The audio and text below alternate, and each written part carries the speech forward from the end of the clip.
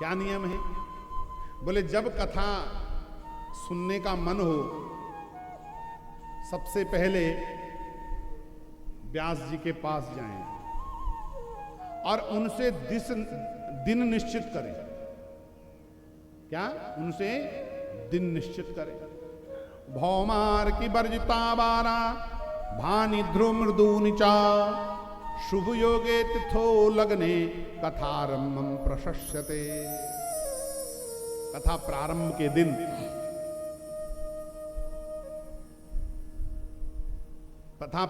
दिन मंगलवार नहीं होना चाहिए। शनिवार को भी कथा प्रारंभ नहीं करनी चाहिए।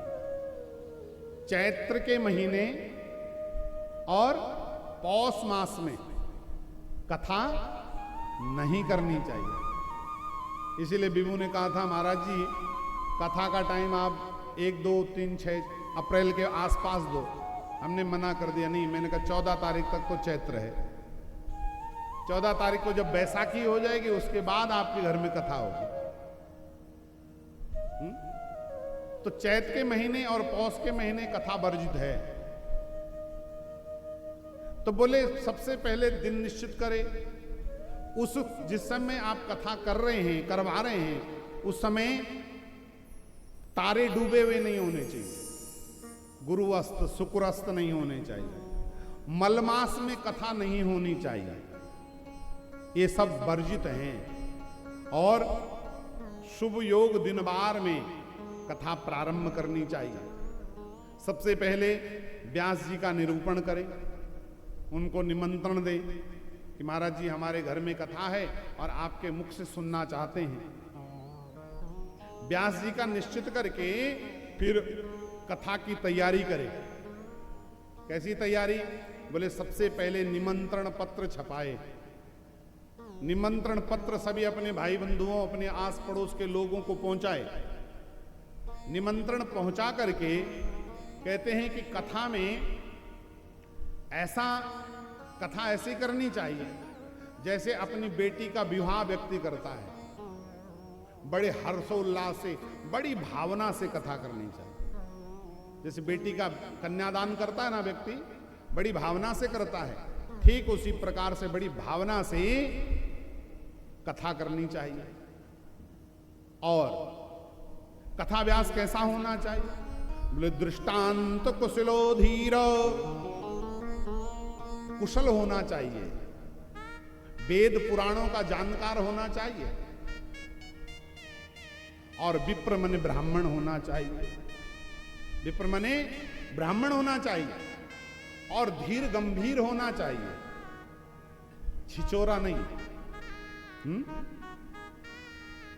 ये नहीं कि यहां से संगीत वाले भाई लोगों ने संगीत बजाया और व्यास जी गद्दी पर ठुमके लगाने लगे। ऐसा नहीं, धीर गंभीर होना चाहिए। आजकल ऐसा हो रहा है। आजकल ऐसा होता है, व्यास लोग गद्दी के ऊपर नाच रहे हैं, जबकि ये बिल्कुल वर्जित है। कथा में नाचना चाहिए सुनने वालों, ये वर्जित नहीं है, ये शास्त्र सम्मत है। लेकिन व्यास को नहीं, धीर गंभीर होना चाहिए। और सबसे ज्यादा उसे दृष्टांत देने में कथा ऐसी सुनाओ जो सामने वालों को समझ में आ जाए क्या कह रहे हैं। तो ऐसा व्यास होना चाहिए। सुनने वाले के लिए नियम है, बोले वहां